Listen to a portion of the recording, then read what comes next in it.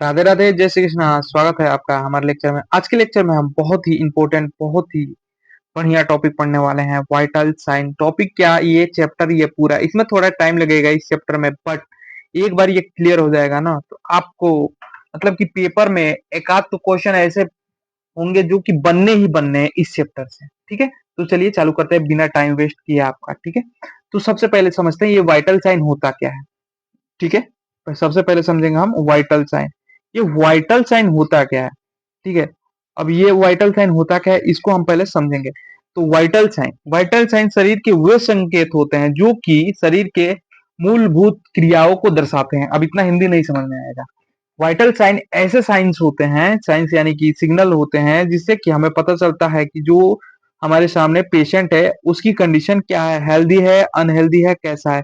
Totally हमको किससे पता चलता है, वाइटल साइन। तो मेन जो है वाइटल साइन है। अब वाइटल साइन में होते क्या है, मेन वाइटल साइन जो है वो 4 टाइप्स के होते हैं। कौन कौन से, मतलब कि 4 चीजों को वाइटल साइन में कंडीशन मतलब कि कंसीडर किया जाता है। कौन कौन सा, एक आपका टेम्परेचर, मतलब कि पेशेंट जब भी आए तो उसका टेम्परेचर मेजर करेंगे, क्योंकि ये वाइटल साइन में आता है टेम्परेचर। ठीक है, और दूसरा क्या होता है, पल्स, जिसे हिंदी में नाड़ी भी कहते हैं। दाल वाला पल्स नहीं, खाने वाला पल्स नहीं, जो हमारा जो हम फील करते हैं वो वाला पल्स, हार्ट बीट होती है उसको बोलते हैं पल्स। ठीक है, और रेस्पायरेशन, रेस्पायरेशन यानी कि रेस्पायरेटरी रेट, वो सांस ले रहा है कि नहीं ले रहा है। ठीक है, रेस्पायरेशन। और उसके बाद से ब्लड प्रेशर, जिसको हम बीपी भी कह सकते हैं शॉर्टकट में। ठीक है, ब्लड प्रेशर। ये चारों चीजें अगर जो किसी पर्सन की सही है तो हम उसे कंसीडर करते हैं वो हेल्दी है, मतलब कि कुछ श्योर हो जाते हैं कि वो हेल्दी है। ये चारों चीजें को बोलते हैं वाइटल साइन। ये चारों चीजों को ही बोलते हैं वाइटल साइन। ठीक है, अब देखो, और इमरजेंसी में, एक सेकेंड। ठीक है, अब इमरजेंसी जैसा है ना, इमरजेंसी में ना, इन इमरजेंसी, ठीक है, इमरजेंसी में हम किसको कंसीडर करते हैं, इमरजेंसी में सबसे पहले हम पल्स को देखते हैं। सबसे पहले इमरजेंसी में हम पल्स को देखते हैं कि पल्स चल रहा है कि नहीं चल रहा है, रेस्पिरेटरी रेट कैसा है, ये इमरजेंसी में है। पेशेंट की कंडीशन का पता चल जाता है इससे हमें। ठीक है, और infection, shock, dehydration, cardiac problem detect करने में मदद हो जाती है। आप पूछो कैसे, कार्डियक प्रॉब्लम रेस्पिरेशन से पता चल जाएगा, नहीं सॉरी, ब्लड ब्लड प्रेशर से पता चल जाएगा, रेस्पिरेशन से लंग्स प्रॉब्लम पता चल जाएगी, हार्ट का प्रॉब्लम, कार्डियक प्रॉब्लम पता चल जाएगा, टेम्परेचर से शॉक है या फिर डिहाइड्रेशन है, ये सारी चीजें पता चल जाएगी। ठीक है, तो अब चलो, अब हम लोग एक एक करके इन चारों चीजों को पढ़ते हैं। ठीक है, सबसे पहले हेडिंग क्या पड़ेगा हमारा, एज ऑलवेज टेम्परेचर। ठीक है, तो बॉडी टेम्परेचर इसको बोलते हैं, क्या बोलते हैं, बॉडी टेम्परेचर। ठीक है, बॉडी टेम्परेचर, यानी कि बॉडी टेम्परेचर को ही हम सबसे पहले पढ़ेंगे। ठीक है, तो बॉडी टेम्परेचर होता क्या है, सबसे पहले देखो, बॉडी टेम्परेचर वह संतुलित तापमान होता है, यानी कि वो बैलेंस पॉइंट होता है, वो बैलेंस टेम्परेचर होता है। ठीक है, जो हमारे शरीर में हीट प्रोडक्शन होता है और हीट के लॉस लॉस होता है। ठीक है, मतलब कि देखो, हीट प्रोड्यूस हो रहा है, हीट लॉस हो रहा है, ये दोनों तो प्रक्रियाएं चलेंगी, बट इनके बीच में एक टेम्परेचर मेंटेन रहता है। कौन सा टेम्परेचर, कितना, 37 डिग्री सेल्सियस या फिर 98.6 फ़ारेनहाइट। ठीक है, ये टेम्परेचर मेंटेन रहता है हमारे शरीर में, ये सेल्सियस में है और ये फ़ारेनहाइट में है। तो देखो, यहाँ मान लो कि हीट प्रोडक्शन हो रहा है और फिर हीट लॉस भी हो जा रहा है, बट बॉडी जो है, हमारी पूरी बॉडी है, इसी के बीच में वर्क करेगी। ठीक है, बॉडी टेम्परेचर यही रहेगा, पूरे पूरे मतलब कि हमारी बॉडी टेम्परेचर यही रहेगा। ठीक है, इसे नॉर्मल कहते हैं। अब नॉर्मल कोर टेम्परेचर क्या होता है, कोर टेम्परेचर क्या होता है ये नहीं पता है, उसे भी हम जानेंगे। ठीक है, तो ये क्या होता है, देखो अभी तो इसको हम क्या करते हैं कि इसको नोट्स के टाइप में लिख लेते हैं। ठीक है, बैलेंस बिटवीन हीट प्रोडक्शन। ठीक है, मतलब कि ये बैलेंस है हीट प्रोडक्शन और हीट लॉस का, और हीट लॉस। तो ये की पॉइंट है। आपका टेम्परेचर क्या है, body temperature balance between heat production और हीट लॉस, हीट प्रोडक्शन और हीट लॉस के बीच के टेम्परेचर को ही हम बोलते हैं बॉडी टेम्परेचर, और इतने पे ही रहना चाहिए। और वो क्या होता है, 37 डिग्री सेल्सियस और 98.6 एग्जैक्ट इतना ही नहीं रहता बट वेरी करता है। तो देखो नॉर्मल टेम्परेचर भी लिख लेते हैं, नॉर्मल, ठीक है, रेंज, ठीक है, ये कोर है, ठीक है, ये कोर टेम्परेचर की बात हो रही है। कोर टेम्परेचर कितना 36.5 से लेके 37.5 डिग्री सेल्सियस रहता है, ये सेल्सियस में है। फ़ारेनहाइट में 97.6 फ़ारेनहाइट से लेके 99.5 फ़ारेनहाइट। अब किसी किसी को लगता है कि 99.5 फ़ारेनहाइट तो ये बुखार में आ गया, बट ऐसा नहीं होता है, ठीक है। ऐसा पेशेंट को लगता है कि हमको बुखार है, बट ऐसा नहीं होता, इसको हम नॉर्मली कंसीडर करते हैं, ठीक है। तो अब आ जाते हैं नीचे, ठीक है। अब आ जाते हैं टाइप ऑफ बॉडी टेम्परेचर, मतलब कि कितने प्रकार के बॉडी टेम्परेचर होते हैं और कैसे कैसे होते हैं, ठीक है। तो टाइप का मतलब ये तो नहीं है कि मतलब कि पूरे बॉडी में एक ही जैसे होगा, आप सरफेस पे अलग होगा और अंदर अलग होगा, ठीक है, वही है, ठीक है। टाइप ऑफ बॉडी टेम्परेचर, ठीक है। बॉडी टेम्परेचर के कितने प्रकार होते हैं, तो देखो मेनली हम कंसीडर दो ही करते हैं, कौन कौन सा, एक कोल्ड टेम्परेचर, ठीक है, एक सेकेंड, एक क्या करते हैं कंसीडर, एक कोल्ड टेम्परेचर और दूसरा सरफेस टेम्परेचर। बस यही दो जो चीजें हैं, यहाँ पे दो पॉइंट होती है जहाँ पे टेम्परेचर डिफरेंस हमको देखने को मिलता है, मतलब कि टेम्परेचर अलग अलग देखने को मिलता है। तो इसमें क्या क्या अलग हो सकता है, कितना अलग हो सकता है, चलो अलग देखने को मिल भी रहा है तो कितना ही अलग हो सकता है। देखो ये जो कोर टेम्परेचर है और सरफेस टेम्परेचर है, इनमें बहुत डिफरेंस होता है। कोर टेम्परेचर क्या होता है, कोर टेम्परेचर क्या होता है, कोर टेम्परेचर का मतलब होता है जो हमारे इंटरनल ऑर्गन है या फिर अंदर बॉडी के अंदर, ठीक है, समझो एक बैग है, बैग के अंदर, ठीक है, इंटरनल, ठीक है, इंटरनल ऑर्गन का जो तापमान होता है, जो टेम्परेचर होता है, इंटरनल ऑर्गन टेम्परेचर को ही हम कोर टेम्परेचर बोलते हैं। समझो कि जैसे एग्जांपल में समझो कि लीवर हो गया, ठीक है, एग्जांपल में लीवर, ठीक है, या फिर किडनी, ये एग्जांपल है, ठीक है। ये इनका जो टेम्परेचर है वो कोर टेम्परेचर कंसीडर करेंगे। सरफेस टेम्परेचर किसको कहेंगे, स्किन के टेम्परेचर को बोलेंगे। आउटर जो होता है बॉडी का, स्किन हो गया, एक्सिलरी हो गया, ये सारी चीजें एग्जांपल में क्या, एक्जिला हो गया, मतलब कि ये जो बगल्स हैं, या फिर फोरहेड हो गया, हेड हो गया, ठीक है, ये चीजें को हम कंसीडर करते हैं सरफेस टेम्परेचर, ठीक है। अब आ जाते हैं फिजियोलॉजी ऑफ बॉडी टेम्परेचर, मतलब कि इसका फिजियोलॉजी को समझ लेते हैं। ये बॉडी टेम्परेचर होता क्यों है, क्यों मतलब कि हीट प्रोडक्शन होता है, कैसे प्रोडक्शन होता है, उसके बारे में। तो देखो सब फिर हेडिंग क्या डालेंगे हम लोग, फिजियोलॉजी, ठीक है, फिजियोलॉजी ऑफ बॉडी टेम्परेचर, ठीक है। मतलब कि बॉडी टेम्परेचर का फिजियोलॉजी क्या है, फिजियोलॉजी यानी कि कॉज क्या है, फिजियोलॉजी ऑफ बॉडी टेम्परेचर यानी कि कॉज क्या है, कारण क्या है कि ये बॉडी जो हमारी है वो हीट होती है, इसके अंदर तो कोई हीटर तो लगा नहीं है, तो वो क्यों हीट होती है, तो उसका कारण देखते हैं, ठीक है। हीट प्रोडक्शन सबसे पहले हेडिंग आएंगे, हीट प्रोडक्शन यानी कि हीट प्रोड्यूस क्यों हो रहा है और हीट लॉस कैसे हो रहा है, ये भी तो जानना पड़ेगा ना। चलो हीट प्रोड्यूस हो गया तो हमारा तो ऐसा भी होगा ना, टेम्परेचर 100 डिग्री सेल्सियस भी चला जाए, नहीं तो उसको मेंटेन करने के लिए क्या होता है, हीट लॉस होता है, ठीक है। हीट लॉस यानी कि जो हमारी शरीर की गर्मी है वो निकलती है बाहर, ठीक है। तो हीट प्रोडक्शन और हीट लॉस देखते हैं, ठीक है। तो हीट प्रोडक्शन क्यों होता है, सबसे पहले मेटाबॉलिज्म। मेटाबॉलिज्म में क्या होता है, जबकि कोई केमिकल टूटता है या जुड़ता है तो उस टाइम पे क्या होता है, एनर्जी रिलीज होती है। समझो कि ये एक्स प्लस वाई जुड़े ना, तो यहाँ पे एक्स वाई जुड़ बना प्लस हीट भी बनेगा यहाँ पे, ठीक है। तो यहाँ से हीट भी निकला, तो जो हीट निकला ना वो ही मेटाबॉलिज्म से बना हुआ हीट है, उसको बोलेंगे, ठीक है। तो यही मेटाबॉलिज्म प्रोसीजर से आता है। फिर मसल एक्टिविटी, मसल से एक्टिविटी की समझो कि अगर जो तुम दोनों अपने हाथ के पाम को अगर जो एक साथ तुम फ्रिक्शन करोगे या फिर ऐसे रगड़ोगे तो उसमें से क्या होता है, हीट प्रोडक्शन होगा, हीट मतलब प्रोड्यूस होगा, हाथ गर्म फील होने लगेगा ना।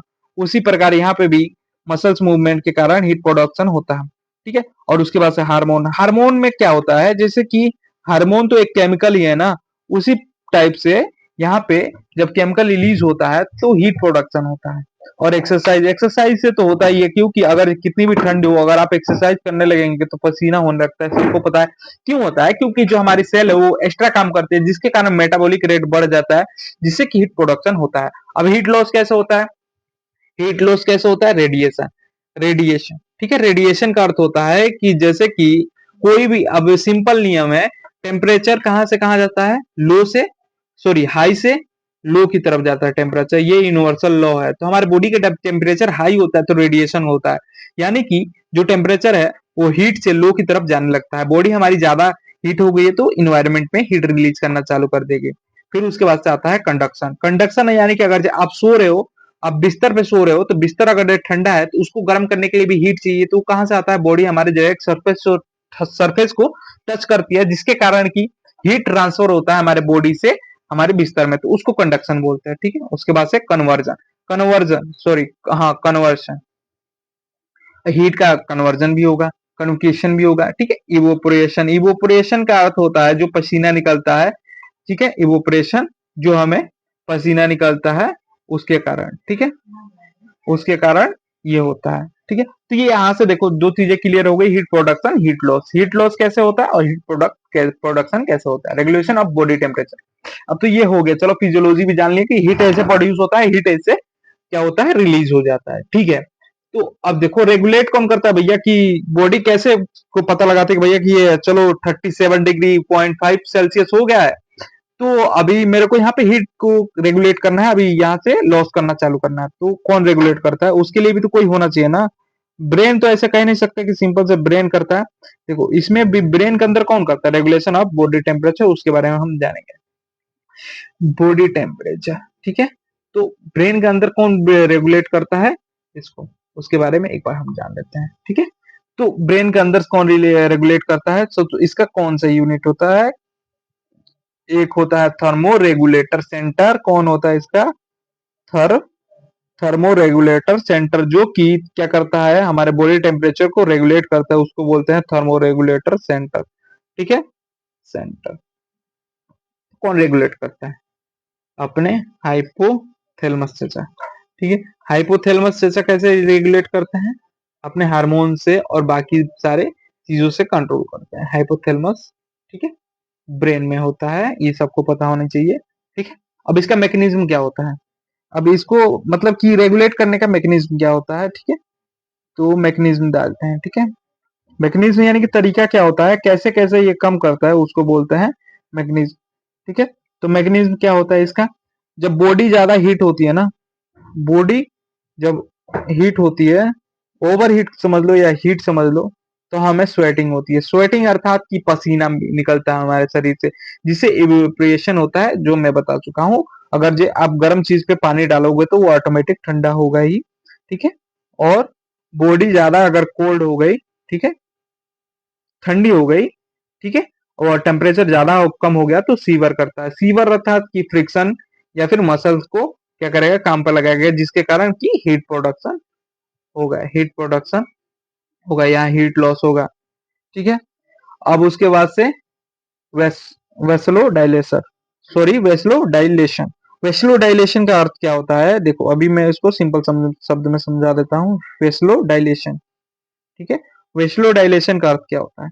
वेस्लो डायलेशन का अर्थ होता है जो हमारा हीट है वो लॉस होता है। कैसे लॉस होता है? जो हमारी ब्लड वेसल्स है ना, वो क्या करती है? डायलेट करने लगती है, यानी फैलने लगती है, जिसके कारण कि सरफेस एरिया बढ़ जाता है। जब सरफेस एरिया बढ़ता है तो हीट लॉस ज्यादा होता है, सबको पता होना चाहिए, ठीक है। और उसके बाद से आता है वेसो कंडक्शन, जिसमें हमारे जो वेन्स होते हैं या फिर वेन्स के आर्टरी भी, उसकी जो सरफेस एरिया वो कम हो जाती है, यानी कि जो आर्टरी छोटी थी वो बड़ी हो जाती है इसमें, ठीक है, और यहाँ छोटी, ठीक है। ये है आपका वेस्लो डायलेटर और वेस्लो कंडक्शन।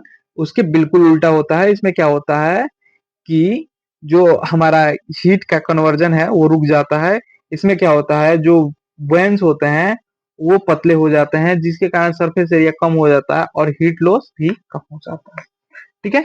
ये है इसका कारण, ठीक है। Factor affecting a body temperature, मतलब कौन कौन से ऐसे फैक्टर है जो कि बॉडी टेम्परेचर को अफेक्ट कर सकते हैं। तो यहाँ पे डाल लो हेडिंग क्या, अफेक्टिंग बॉडी टेम्परेचर फैक्टर्स, ठीक है।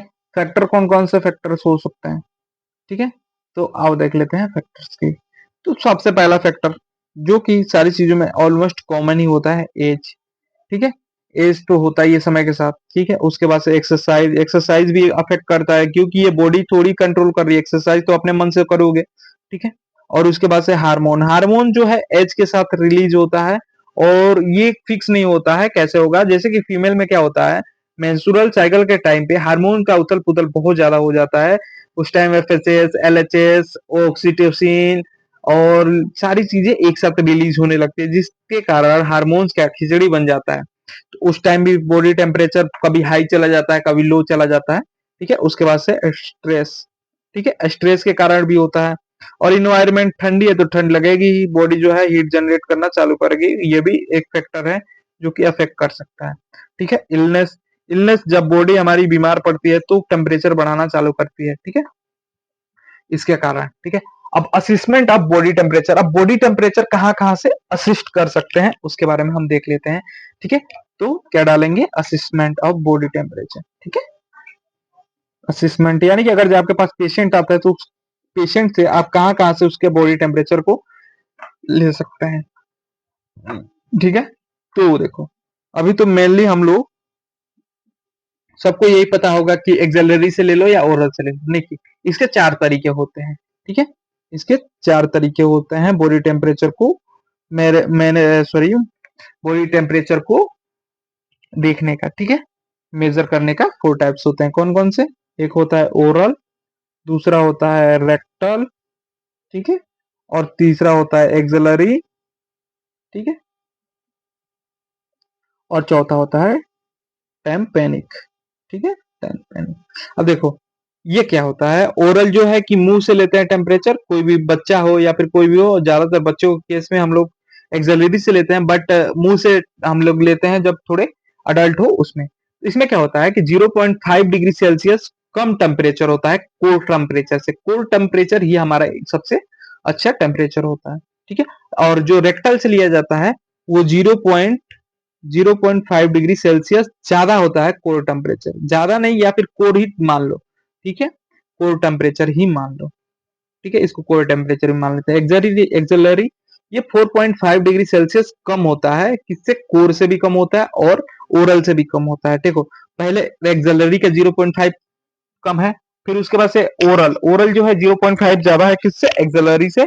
और ये जो रेक्टल है यानी कि जो एनस से टेम्परेचर लेते हैं वो 0.5 ज्यादा है किससे, ओरल से, ठीक है। तो एक क्वेश्चन भी बनता है नोटशेट में कि एक्सेलरी से रेक्टम का कितना टेम्परेचर डिफरेंस आता है, तो लगभग 1 डिग्री सेल्सियस डिफरेंस आता है, ठीक है। अब आ जाता है टेम्पेनिक, टेम्पेनिक बहुत कम लोग सुने होंगे, ये फास्ट मेथड होता है, ठीक है। इसमें बहुत जल्दी हो जाता है, ये 3 सेकंड में आपका, 3 सेकंड में आपका मर्क्यूरी थर्मामीटर 3 सेकंड में टेम्परेचर निकाल के दे देगा। ये कहाँ से लिया जाता है, ये कान के जरिए लिया जाता है, कोई भी पेशेंट है उसके कान में लगाया जाता है, उसके जरिए लिया जाता है, ठीक है, ये है। अब आ जाते हैं टेम्परेचर अल्टरनेशन, यानी कि टेम्परेचर अगर ये ज्यादा हो कम हो तो क्या क्या बीमारियां हो सकती है, क्या क्या कॉज हो सकते हैं, ठीक है। तो उसे बोलते हैं टेम्परेचर अल्टरनेशन, उसको देख लेते हैं एक बार, ठीक है।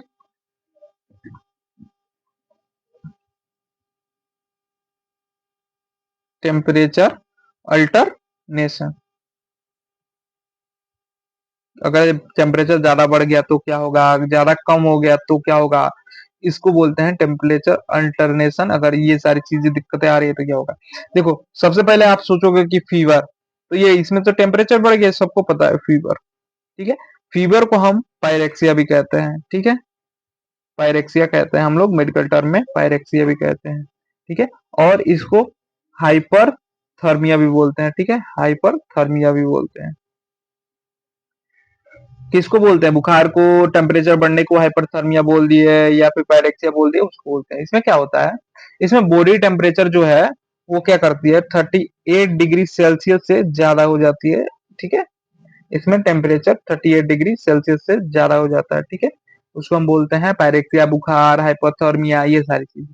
अब ये देखो, ये 3 टाइप के होते हैं, कौन कौन से, एक होता है कंटिन्यूअस, जिसको मान लो कि बुखार आ गया तो उसको बुखार रह ही रहा है सुबह से लेके शाम तक, ठीक है, उसको बुखार है, हाँ 0.5 डिग्री या फिर 1 सेल्सियस से भी कम ऊपर नीचे होता है कंटिन्यूअस, ठीक है, और उसके बाद से आता है रिमेटेशन, ठीक है, मतलब कि हो रहा है बट कभी ज्यादा हो रहा है कभी कम हो रहा है। उसके बाद से आता है इंटरमिटेशन,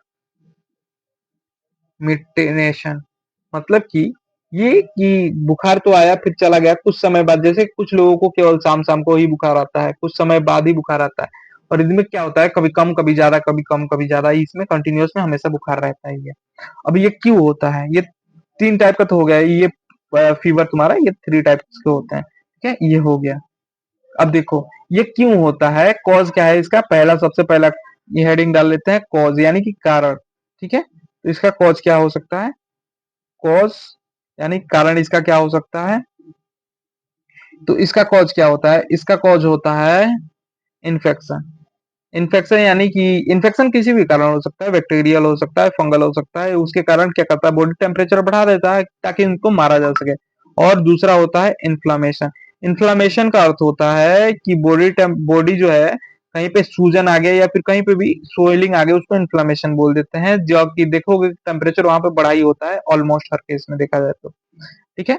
और उसके बाद से आता है मेलीजियंसी, ठीक है, ये कॉज हो गया, ठीक है। अब देखो हीट रिएक्शन क्या क्या होता है, हीट रिएक्शन, हाइपोथर्मिया, इसको हम कल करते हैं, ठीक है। अब क्योंकि ये थोड़ा लंबा टॉपिक है तो ये तो चैप्टर थोड़ा लंबा चलेगा, तो आज के लिए इतना ही रहने देते हैं, ठीक है। तो आज के लिए इतना ही, थैंक यू, राधे राधे, जय श्री कृष्ण।